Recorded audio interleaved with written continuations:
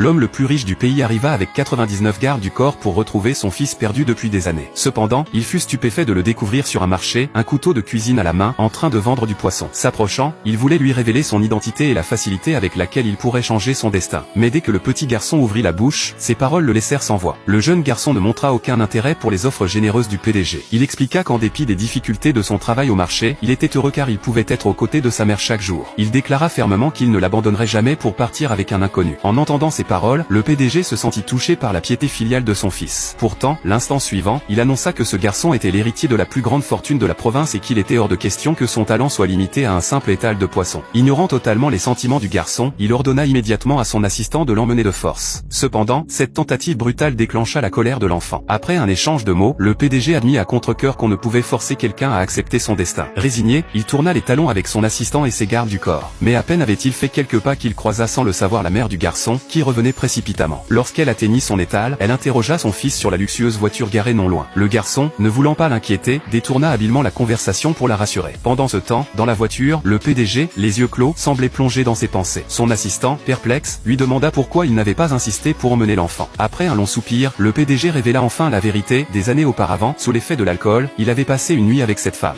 Depuis, il n'avait jamais assumé son rôle de père. Il comprenait que s'il arrachait l'enfant à sa mère par la force, ce dernier le haïrait pour toujours. La seule solution était de laisser le temps faire son œuvre afin que mère et fils finissent par l'accepter. Ce qu'il ignorait encore, c'était que cet enfant n'était pas le seul. En réalité, il avait 4 enfants, qui vivaient tous ensemble dans une joyeuse harmonie. Ce soir-là, la famille partagea un dîner chaleureux, mais ce moment de bonheur ne durerait pas, car le PDG comptait bien revenir, bouleversant leur vie paisible. Le lendemain matin, comme à son habitude, la femme emmena son fils au marché. Grâce à la qualité de ses poissons, ses ventes étaient florissantes, ce qui attisa la jalousie de la propriétaire du stand voisin. Cette dernière, rongée par l'envie, se mit à l'insulter violemment, l'accusant d'avoir utilisé des moyens malhonnêtes pour attirer tous les clients chez elle.